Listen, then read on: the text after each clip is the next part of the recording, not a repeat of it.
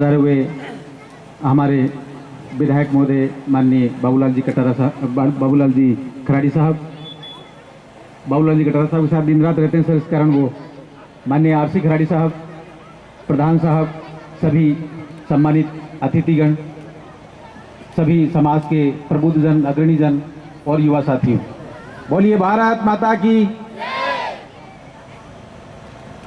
महाराणा प्रताप की। मामला बिखर रहा है, सारा डोज आपको मिल चुका है, अतिथियों ने सब कुछ कह दिया है, युवाओं की प्रस्तुतियां, सांस्कृतिक प्रस्तुतियां हो चुकी हैं और बिजली भी शायद एक बार चली गई थी। ये सारे संकेत हैं कि अब कार्यक्रम जो है खत्म होने की तरफ आगे बढ़ रहा है। मैं एक बार आप सभी से अनुरोध करूंगा, जयघोष थोड़ा जोर से करेंगे, बोलिए भारत माता की, महाराणा प्रताप की, राणा पूजा जी की, कोटड़ा के युवाओं की, समाज शक्ति की, ग्राम शक्ति की, भारत माता की। मेरे गांव में आज से कोई 10 साल पहले एक छोटा सा किस्सा हो गया। मैं जो भी कह रहा हूं मैं वापस पूछूंगा किसी को भी खड़ा करके। ये मेरा थोड़ा एक अलग टाइप का, मेरे गांव का एक रिवाज है। मैं जो भी कह रहा हूं मैं किसी को भी बुला के पूछूंगा कि उसका क्या, मैंने क्या कहा था।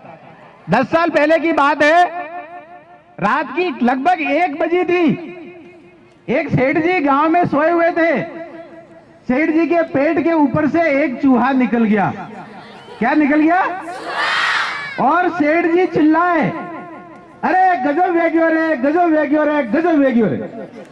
और फिर गांव के सारे लोग एक एक करके, प्रधान साहब आ गए, सरपंच साहब आ गए, वार्ड पंच आ गए, मास्टर जी आ गए, बाकी सारे लोग आ गए, इकट्ठे हो गए।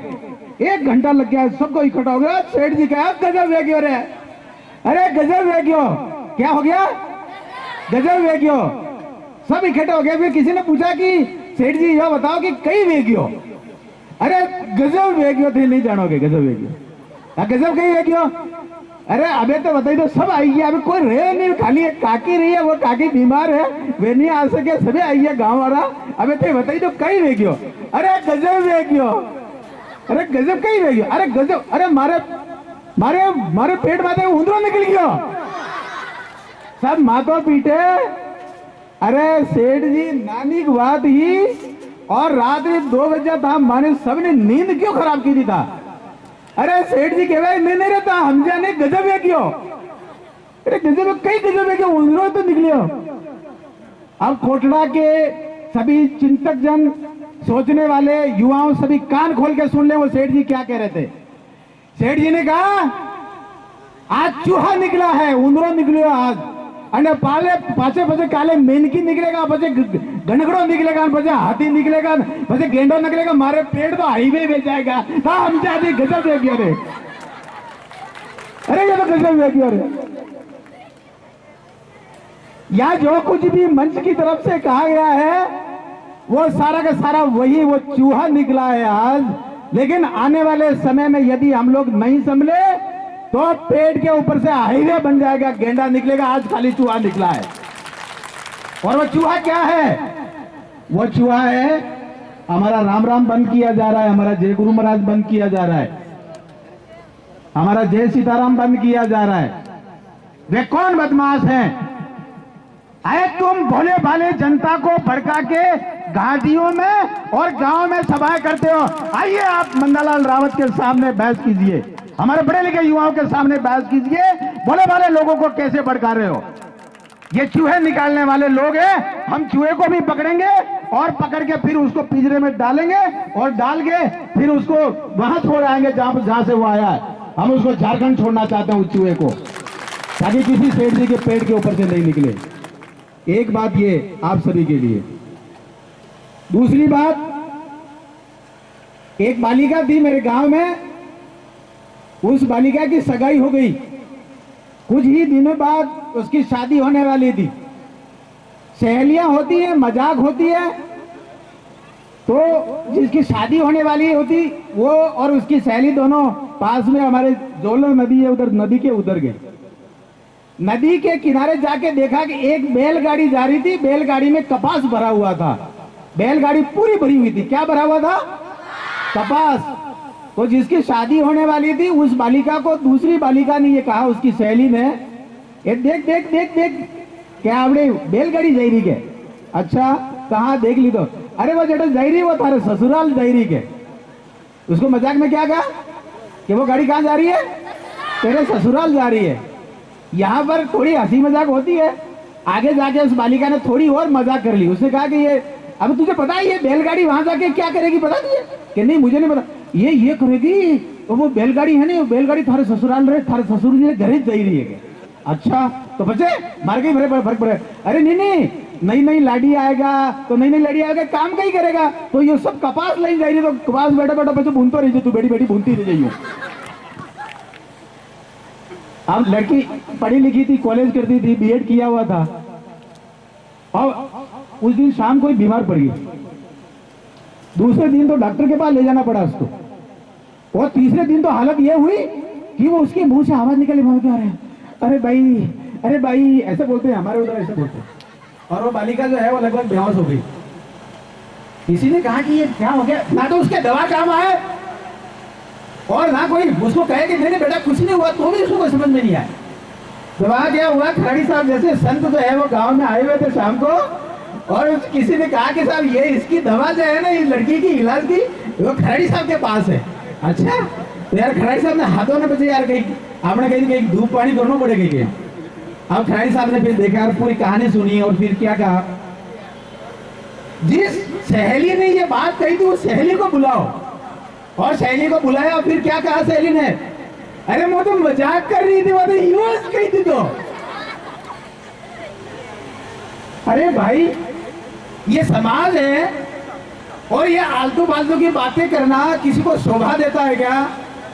और यदि समाज के अंदर अगर किसी ने मजाक भी कर ली तो मजाक इतनी गंभीर हो जाती है कि हमारी आने वाली पीढ़ी खराब हो जाती है। वेदों में इस बात को कहा गया है प्रज्ञा अपराध, ये दिमाग को कोड़ करने वाला अपराध है। हमें चला के भी कभी किसी के साथ मजाक नहीं करना है, और ये झारखंडी और ये जय जोहार बोलने वालों को यहाँ से भगाना है, और जय गुरु बोलना है। तब जाके ये मैंने हिम्मत जी भाई और बाकी सभी साथियों को कहा है कि कोडरा के 25 उन युवाओं को मेरे पास लाइए जिनसे हम ये कहेंगे कि ये हमारे समाज के प्रवक्ता हैं।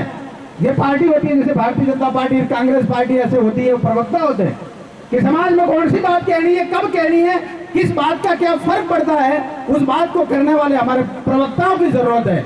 उन प्रवक्ताओं को हम ये बताना चाहेंगे कि ये विषय क्या है। एक छोटा सा विषय आपके सामने रखना चाह रहा हूँ। एक विषय रखा गया है कि मूल निवासी, तो साहब इस देश में मूल निवासी, आदिवासी, बाकी सारे एरिया में रहने वाले जितने भी गैर जनजाति के लोग हैं वो भाग जाएं। एक विषय चल रहा है।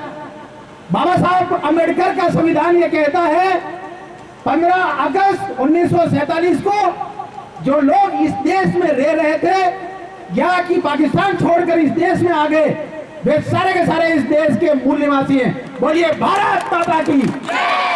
तो कोई ये कहे कि मूल निवासी जो है कौन है, तो हम सबको मिलकर जवाब देना है।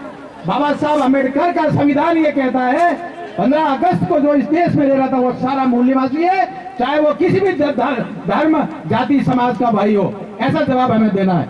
दूसरा विषय आपके सामने आ रहा है कि हमें कोई देवता नहीं पूजने। मैं आपके सामने छोटा सा विषय रखना चाह रहा हूं। सोशल मीडिया के माध्यम से एक भाई जो उठपटांग बातें करता है, जिनकी हम लोग आलोचना कर रहे हैं, वो बदमाश लोग हैं, वो गंदे लोग हैं, आगे जाके हमें भड़काएंगे, वे चूहे पकड़ के लाने वाले लोग हैं। एक भाई कहता है मैं भगवान को नहीं मानता, भगवान को नहीं मानता। गलती से क्या हुआ कि साहब ये तो संसार है। मेघराज तावड़ साहब हमारे बड़े नेताजी थे, उनका देहावसान हो गया, वही संसार से गुजर गए, उनका स्वर्गवास हो गया। ये हमारी सामाजिक शब्दावली है जिसमें हम यही कहेंगे वो स्वर्गवास हो गया उनका। तो वही भाई जो 3 दिन पहले ये कह रहा था मैं ईश्वर को नहीं मानता, उसे मेघराज तावड़ साहब के जन्मदिन वो उनका जो देवसान हुआ था उस दिन उन्होंने लिखा कि मेघराज तावड़ साहब हमारे कॉमरेड के आत्मा को भगवान शांति दे। मैंने लिखा तू जिस भगवान को नहीं मानता तो फिर तू कौन से भगवान के लिए कह रहा है कि उनकी आत्मा को शांति दे? आप मान के चलिए ऐसे लोगों को पकड़ना है। मैंने डायरेक्ट उनको लिखा, उस ग्रुप में लिखा, इधर तू भगवान को ही नहीं मानता तो कौन से भगवान से कह रहा है कि शांति दे उनकी आत्मा को?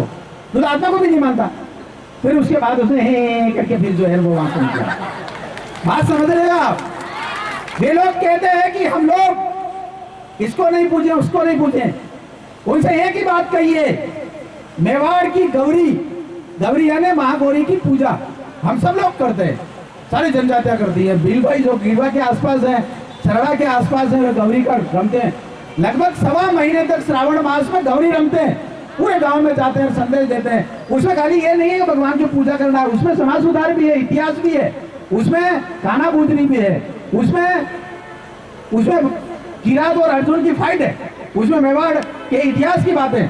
और गौरी भगवान शिव की आराधना और महागौरी की साधना, और इन दोनों रूपों में हमें आज जो आगे बढ़ाते हैं, ये हमारे विरासत का प्रतीक है। तो आज के बाद कोई ये कहता है तुम उसको मत पूछिए, तो कहता हम तो गौरी पूजक है, हम इस देश के मूल निवासी है, हम इस देश के आदिवासी हैं, हम लोग गौरी पूजक है। और गौरी पूजक का मतलब भगवान शिव के पूजक है, भगवान शिव के पूजक का मतलब विनायक के पूजक है, और विनायक के पूजक का मतलब हुआ हम हिंदू धर्म के मूल हैं। और यही कहना, बोलिए भारत माता की, हम लोग इस देश के मूल हैं। इस बात का साक्ष्य रामधारी सिंह दिनकर की किताबों में मिलता है। उन्होंने कहा है हिंदू धर्म सनातन धर्म की 2 धाराएं, एक धारा वो है जो बाद में पुराणों के बाद में आई थी, और एक वो धारा है जो सनातन धारा है। सनातन धारा का मतलब हुआ जब से इंसान ने अपनी समझ विकसित की इस धरती पर, इस भारत देश पे, उनकी जो धारा है वो सनातन धारा है। उसको उन्होंने कहा ये आगम धारा है।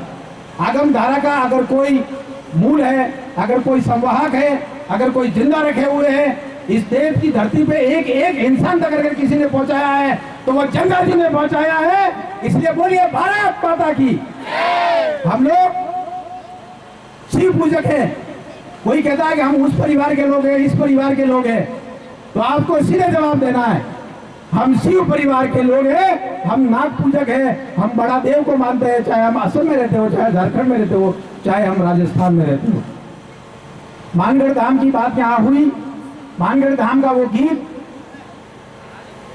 जिसमें ये कहा गया है कि भूरेटिया में नहीं मानो रे, भूरेटिया का मतलब अंग्रेज, और उसको कहा मैं नहीं मानने वाला हूं। और वो जो गीत है, उस गीत के माध्यम से एक बात को सभी पूरी दुनिया के सामने रखा है, वह है कि हमारे जो प्रतीक पूजा है, चाहे वो अहमदाबाद में दीपक जल रहा हो, चाहे हमारी जो पुस्तक है, पवित्र पुस्तक वो बेनेसर में हो, चाहे हमारी धुनी हो वो कहाँ हो, उस बात को रखा गया है। आप उस गीत को जरूर सुने। आने वाले समय में हम लोग कोशिश कर रहे हैं कि उस गीत को ना के गीतों के माध्यम से, ना केवल हिंदी भाषा में, बल्कि बच्चियों के लिए, बालकों के लिए हम गरबा के रूप में उसको सबके सामने लाएंगे।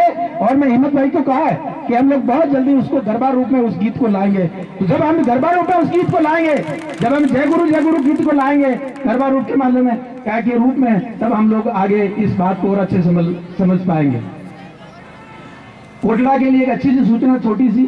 पिछले साल हमने लसाड़िया तहसील हेडक्वार्टर पे युवाओं का निःशुल्क कोचिंग प्रशिक्षण का एक कार्यक्रम किया था। वहाँ के प्रधान साहब एक कन्हैयालाल जी मीणा, उनके सहयोग से वहाँ की टीम, जो शिक्षक गण है, जो वहाँ के पटवारी साहबान है या फिर वहाँ के वन रक्षक है, सब लोगों ने मिलकर एक कोचिंग की व्यवस्था की थी। हमने 300 युवाओं को जोड़ा था। एक छोटा सा तहसील हेडक्वार्टर जिसमें 19 पंचायतें हैं, और 300 युवाओं को जोड़ा। 3 महीने तक कोचिंग दी। अभी जो टीचर्स के रिजल्ट आए हैं, मैं कोटड़ा के युवाओं के सामने और इस मंच के सामने वो उदाहरण रखना चाह रहा हूं जो हमारे लिए शायद मार्गदर्शक सूत्र होगा। 84 शिक्षकों का चयन हुआ है और उनमें लसाड़िया में उनकी पोस्टिंग हुई है। यदि हम ये चाहते हैं कि हमारे शिक्षक बंधु यहीं से पैदा हो, तो हमारे लिए ये मॉडल होगा, चाहे वन रक्षक हो, चाहे पुलिस हो, चाहे दूसरे हो। हमें हमारे युवाओं को जोड़ना है और एक कार्यकर्ता के रूप में आगे बढ़ाना है। लसाड़िया का ये सूत्र आगे बढ़ेगा। बोलिए भारत माता की। जब काम करते हैं तो बात आती है कि पहले प्रधान साहब काम करें कि एमएलए साहब काम करें। केले खराड़ी साहब करे कि या हिम्मत जी तावड़ साहब करे, वकील साहब करे, ये विषय जरूर टाइम टाइम पे आता रहेगा। एक ऐसा ही विषय एक बार रामकृष्ण परमहंस साहब के सामने आया। दो विद्यार्थी थे उनके आश्रम में, काम कर रहे थे। काम करते करते ये हो गया कि बड़ा कौन। एक जिसकी उम्र बड़ी थी वो उसने कहा कि मैं बड़ा क्योंकि मैं तेरे से ज्यादा 1 साल बड़ा हूं। दूसरा ये कहा मैं आश्रम में तेरे से 1 साल पहले आया हूं इसलिए मैं बड़ा। तो वहां पे इतने अच्छे आश्रम में भी कई बार झगड़े हो जाया करते हैं, वो हमारी बुद्धि की वजह से होते हैं। बुद्धि पे नहीं जाना है, उसको एक किस्से के रूप में आपके सामने रखना चाह रहा हूँ। मामला गुरु जी के सामने चला गया, परमहंस महाराज के सामने। परमहंस महाराज के सामने जब विषय गया तो उन्होंने पूछा कि मामला क्या है। दोनों बोले कि गुरु जी मैं 1 साल बड़ा हूँ, ये 1 साल बाद में पैदा हुआ इसलिए मैं बड़ा हूँ, आप कह दो कि मैं बड़ा हूँ। उस दूसरा कहे नहीं नहीं गुरु जी इस आश्रम में मैं पहले आया हूँ 1 साल पहले इसलिए मैं बड़ा हुआ, मैं आपका 1 साल बड़ा शिष्य हूँ। गुरु जी ने सूत्र दिया, बोलिए भारत माता की, बच्चों के लिए बहुत कीमती है।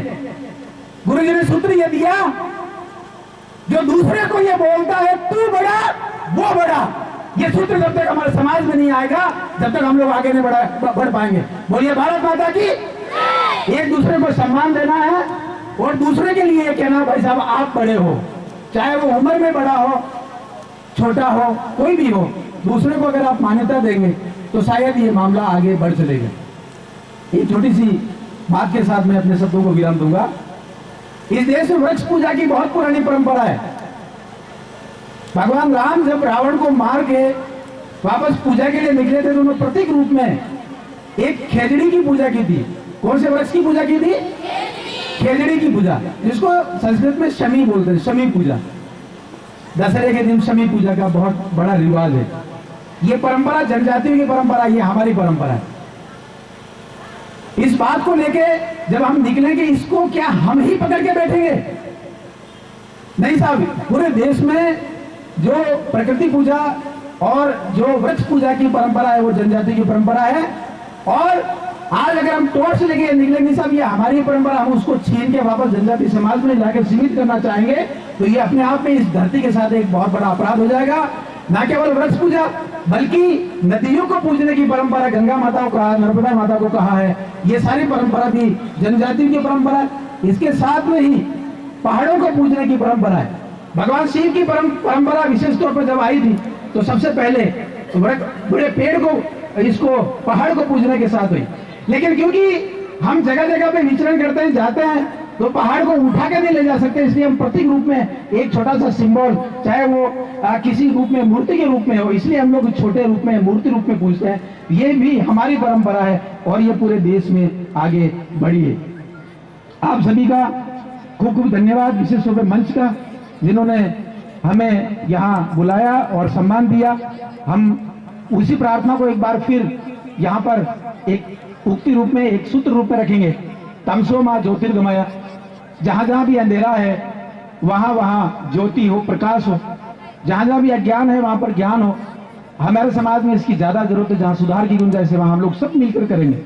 हम लोग ठीक मालवा जो क्षेत्र है, प्रतापगढ़ जिला, वहां से आते हैं, लेकिन विशेष तौर पर जब हिम्मत भाई ने ये कहा कि वहां आना है और प्रधान साहब ने आदेश दिया कि किसी भी तरीके से आना है, तो निश्चित रूप से हम आपके साथ आए हैं। हम आगे भी आते रहेंगे, जब कभी भी हमारी भूमिका की जहां पर भी जरूरत पड़ेगी हम आते रहेंगे और एक ही सूत्र हम इस देश में फैलाते रहेंगे। इस देश की जो बुनियाद है, एकता है, उसमें हम लोग कहते हैं विविधता में एकता। बहुत सारा विविधता है लेकिन उसमें एकता बनी हुई है। लेकिन जनजातियों के संबंध में ये सूत्र थोड़ा उल्टा होता है। यहाँ पर एकता में विविधता है। एकता तो भगवान शिव और महागौरी ने पहले से दे रखी है, लेकिन विविध रूप में हम लोग बोलते हैं, दिखते हैं और व्यवहार करते हैं, बोलियां हैं, अलग अलग क्षेत्रों में रहते हैं। यही कुछ बातें, कुछ और बातें समय के साथ करते रहेंगे। बोलिए भारत माता की, महाराणा प्रताप की, राणा पूजा जी की। धन्यवाद, थैंक यू। एक बार जोर से भारत माता का जय घोष हो गए। मुन्नालाल जी रावत साहब के हर विचार पे भारत माता की जय, भारत माता की जय, भारत माता की जय, भारत माता की जय नारों के साथ में पंडाल गुंजा दिया है।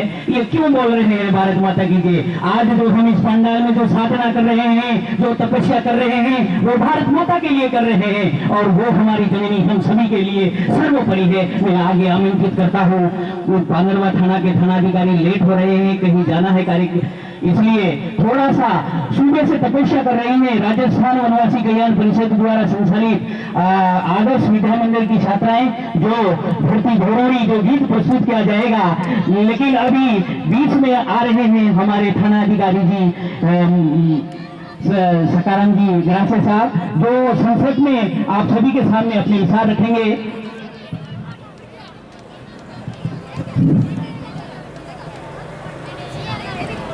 आज के इस तीर्थ